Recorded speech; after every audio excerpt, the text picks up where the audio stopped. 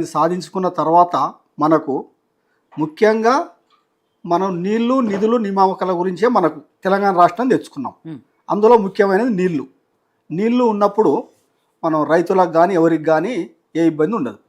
కాబట్టి దేశంలో అసలు వాటర్ సోర్సు ఏముంది, తెలంగాణ రాష్ట్రంలో ఎంత వాటర్ మనకు అవసరం, గత ప్రభుత్వం టీఆర్ఎస్ ప్రభుత్వం ఏం చేసింది, ఇంతకుముందు ప్రభుత్వాలు ఏం చేసింది, ఇప్పుడు ప్రభుత్వం ఏం చేస్తుంది, దానిలో భాగంగానే మన భారతదేశంలో ప్రపంచం మొత్తంతో పోల్చుకుంటే భారతదేశం 18% జనాభా ఉన్నది దేశంలో. కానీ నీళ్ళ విషయానికి వస్తే 4% వాటరే మన దేశంలో ఉన్నది. ఓన్లీ ఈ జూన్ నుంచి సెప్టెంబర్ వరకు వర్షపాతంతో వచ్చేది. ముఖ్యంగా ఈ మన దక్షిణ భారతదేశంలో వర్షాల మీద ఆధారపడి ఉన్న పంటలు పండుతున్నాయి. కానీ అది నార్త్కి వస్తే స్వతహాగా వాళ్లకు వాటర్ ఎప్పుడు వస్తూనే ఉంటాయి.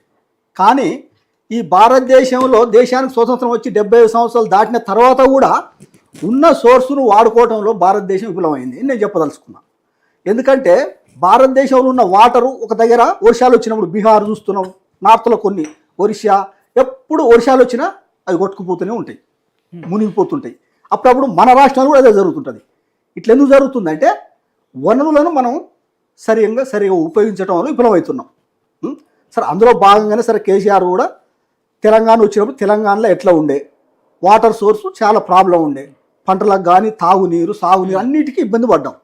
సరే, తెలంగాణ రాష్ట్రం వచ్చిన తర్వాత సరే కాళేశ్వరం ప్రాజెక్టు పెట్టిండు. ఇక్కడ పాలమూరు రంగారెడ్డికి వస్తే పనులు స్టార్ట్ చేస్తే 90% కంప్లీట్ అయినాయి. ఇంకా కొంత వర్క్ జరుగుతుంది. అందులో భాగంగానే కాళేశ్వరం కట్టిన తర్వాత కేసీఆర్ గారు ప్రతి ఎకరానికి నీళ్ళు ఇచ్చే పనిలో సక్సెస్ అయ్యారు. అదేవిధంగా ఇక్కడ రంగారెడ్డి పాలమూరు సక్సెస్ అయ్యి ఉంటే మనం 100% సక్సెస్ అయ్యేది. ఇంకా వర్క్ కంప్లీట్ కాలేదు.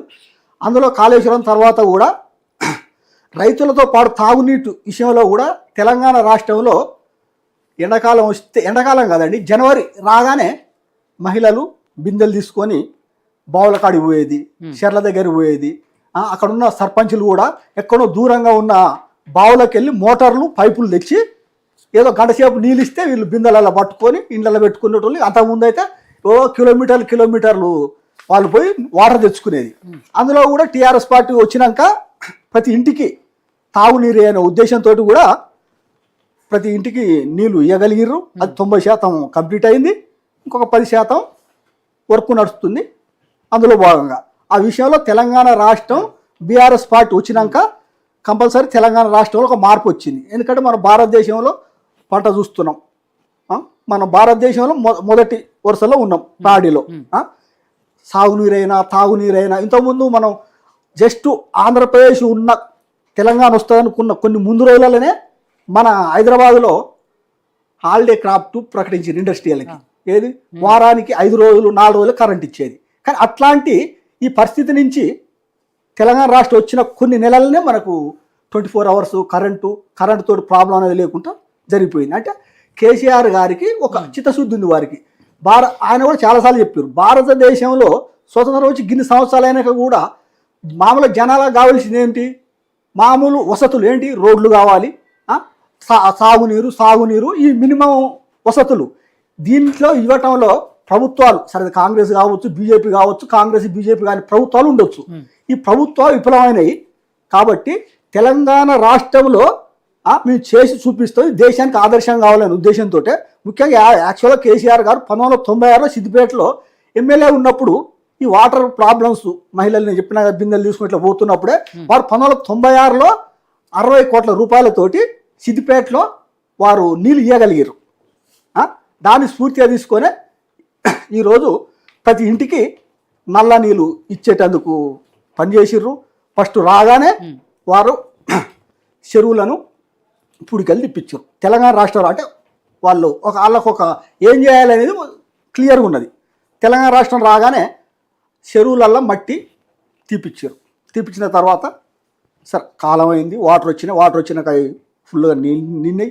దాని తర్వాత ప్రాజెక్టులు కట్టినాక మళ్ళీ రైతులతో పాటు ప్రతి ఒక్క ఇంటికి నీళ్ళు అనేది ఉంది కదా, పల్లెలే కాదు పట్టణాలలో కూడా ప్రతి ఇంటికి 20,000 లీటర్లు కేసీఆర్ గారు ఫ్రీగా ఇచ్చారు. అంటే నీళ్ళ విషయంలో కేసీఆర్ గారికి ఉన్న ముందు చూపు వేరే పార్టీలలో దేశ నాయకులకు కూడా లేదని చెప్పొచ్చు.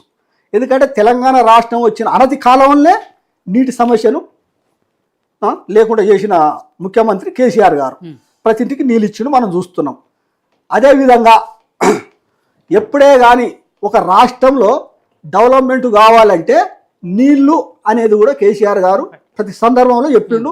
మన హైదరాబాద్ కావాల్సిన నీటిని కూడా నాగార్జున సాగర్ నుంచి కానీ గోదావరి నుంచి కానీ ఇటు షామీర్పేట ఇటు నుంచి తెచ్చి కుంటలు నింపుతూ చెరువులు నింపుతూ మన తెలంగాణ రాష్ట్రం వచ్చిన తర్వాత భూగర్భ జలాలు పైకి వచ్చినాయి.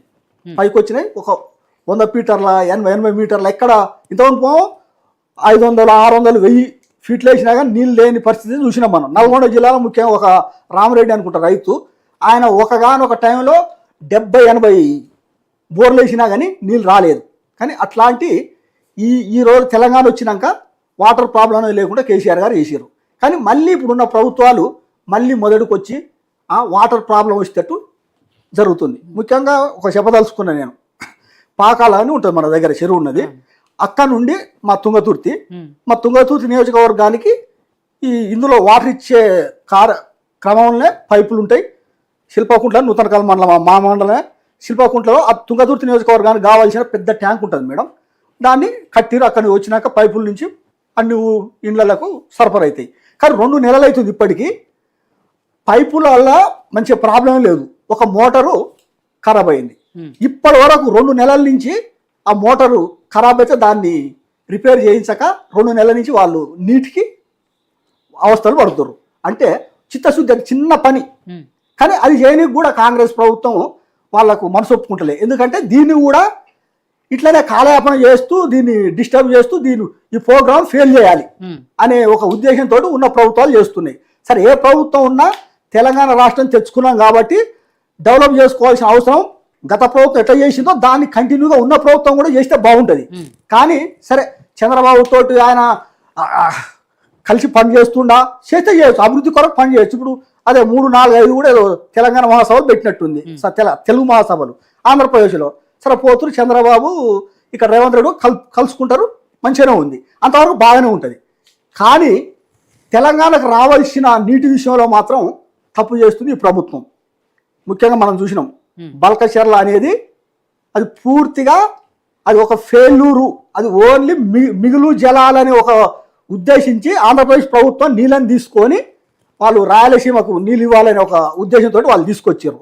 కానీ ఆ బల్కచెర్ల నుంచి తీసుకొచ్చిన నీళ్ళు కృష్ణానది పారగంతలో తీసుకొస్తే మనకు తెలంగాణ రాష్ట్రానికి 45 టీఎంసీలు, కర్ణాటక మహారాష్ట్ర కలిసి 35 టీఎంసీలు, అంటే 100 టీఎంసీలలో 20 టీఎంసీలు ఆంధ్ర వాడుకుంటే 45 తెలంగాణ, ఆ మిగిలిన 30 టీఎంసీలు మనం వాడుకోవాలని బచావతి ట్రిబ్యునల్లో అది పద్ధతి ఉన్నది. అయితే వీళ్ళు ఏం చేసారు తెలివిగా బనకచెర్లని వీళ్ళు ఎట్లా వ్యతిరేకిస్తున్నారు. అసలు బనకచెర్ల కాకుండా ఈ వాటరు మనమే సొంతంగా తెచ్చుకోవాలంటే ఏం చేయాలనే ఉద్దేశంతో బనకచెర్ల అనే పేరు పక్కన పెట్టి వీళ్ళు నల్లమల్ల సాగర్ అని ఒకటి స్టార్ట్ చేసారు. అంటే పోలవరం నుంచి వాళ్ళు తీసుకొచ్చే నీళ్ళు ఈ కృష్ణా బేసిన్కి తీసుకొచ్చినప్పుడు మనకు వాటా వస్తుంది. అట్లా రాకుండా ఈ నల్లమల్ల సాగర్ అనేది గోదావరి పరిధిలో ఉన్నది. గోదావరి పరిధి నుంచి తీసుకొచ్చి దాన్ని కొంత దూరం తీసుకొచ్చినాక ఇక్కడికి రాకుండా వాళ్ళు వేరే కాలువతోటి వాళ్ళు అట్లా మళ్ళించుకున్నప్పుడు గోదావరి నుంచి తీసుకొచ్చేది వాళ్ళు మిగులు జలాలు కాబట్టి దాంట్లో మనకు వాటా ఇవ్వాల్సిన అవసరం లేదు. కాబట్టి వాళ్ళు పద్ధతితోటి ఒక తెలివితోటి జగన్ ఉన్నా కానీ చంద్రబాబు ఉన్నా కానీ వాళ్ళు ఆంధ్రప్రదేశ్ కావాల్సిన వాటర్ ఏ విధంగా సరే జగన్ ఉన్నప్పుడు కూడా కేసీఆర్ తోటి వచ్చిండు, కేసీఆర్ జగన్ దగ్గర పోయిండు, నీకు రాయలసీమకు నేను నీళ్ళు ఇస్తా అన్నాడు. అంటే ఆయన ఉద్దేశం ఏంటంటే భారతదేశంలో ఏ రాష్ట్రానికైనా నీళ్ళు అనేది అవసరము అని ఒక చిత్తశుద్ధితో రాయలసీమకు అవసరం అయితే నీళ్ళు తీసుకోవచ్చు, అది పద్ధతి ప్రకారం అని మాట్లాడాడు కేసీఆర్ గారు. అయితే నేను చెప్పాల్సింది ఏంటంటే జగన్ అయినా చంద్రబాబు అయినా ఆంధ్రప్రదేశ్లో ఎవరు అధికారంలో ఉన్నా ఆంధ్రప్రదేశ్ రాష్ట్రానికి వాటర్ ఏది కావాలో వాళ్ళు చిత్తశుద్ధితో పని చేసుకుంటారు, యువతలతో కలిసి పని చేసుకుంటారు. కానీ తెలంగాణ రాష్ట్రానికి వచ్చేసరికి కేసీఆర్ గారికి ఉన్న ఈ చిత్తశుద్ధి వేరే ప్రభుత్వాలకు లేదు. ఎందుకంటే మన తెలంగాణ రాష్ట్రంలో ఉత్తమ్ కుమార్ రెడ్డి ఉన్నాడు. ఉత్తమ్ కుమార్ రెడ్డి నీటిపారుదల శాఖ మంత్రి. అతను తెలంగాణ రాష్ట్రం కావాలని తెలంగాణలో ఉన్న 41 మంది ఎమ్మెల్యేలు కలిసి మాకు తెలంగాణ రాష్ట్రం కావాలని సోనియా గాంధీని కలిసినప్పుడు చిన్నారెడ్డి లాంటి వాళ్ళు చాలా మంది ఉన్నారు. అప్పుడు మేము కూడా వాళ్ళని కలిసినాం, అభినందించినాం. అయితే అప్పుడు వీళ్ళతోటి కోఆపరేట్ చేయని ఎమ్మెల్యే ఎవరు ఉన్నారంటే ఆయన ఉత్తమ్ కుమార్ రెడ్డి. అంటే కంప్లీట్ అది ఆంధ్ర బార్డర్ ఉంటుంది, ఆయన నేను ఆంధ్ర అనే ఫీలింగ్లో ఉంటాడు. అట్లాంటి ఉత్తమ్ కుమార్ రెడ్డిని ఆంధ్రప్రదేశ్ పీసీసీ ఇచ్చింది. అంటే ఏం మాట్లాడలేక, అంటే తెలంగాణ గురించి మాట్లాడిన చిన్నారెడ్డి లాంటి వాళ్ళు పక్క పోయిర్రు, ఆంధ్రాలతో కలిసి ఉన్న ఉత్తమ్ కుమార్ రెడ్డి పీసీసీ అయ్యిండు. ఇప్పుడు అదే పీసీసీ ఈరోజు నీళ్ళ మంత్రి అయ్యిండు. ఆయనకు నీళ్ళ మీద చిత్తశుద్ధి ఉన్నదా లేదా అనేది తెలియదు. సరే, ఆయన మంత్రి కాబట్టి తెలుసుకోవచ్చు. కానీ తెలంగాణ రాష్ట్రానికి ఇట్లా అన్యాయం జరుగుతున్నప్పుడు వారు మాత్రం చూసుకుంటూ ఉండటం అనేది మంచిది కాదు. కాబట్టి ఆంధ్రప్రదేశ్ రాష్ట్రంలో ఏ ప్రభుత్వం ఉన్నా నీటి కొరకు వాళ్ళు ఎట్లా పనిచేస్తారో అదేవిధంగా తెలంగాణ రాష్ట్రంలో కూడా మన కాంగ్రెస్ ఉన్నా కానీ నెక్స్ట్ ఏ పార్టీ అధికారంలోకి వచ్చినా తెలంగాణ రాష్ట్రం డెవలప్మెంట్ కొరకు నీళ్ళ కొరకు పనిచేయాలని మేము కోరుకుంటున్నాం మేడం.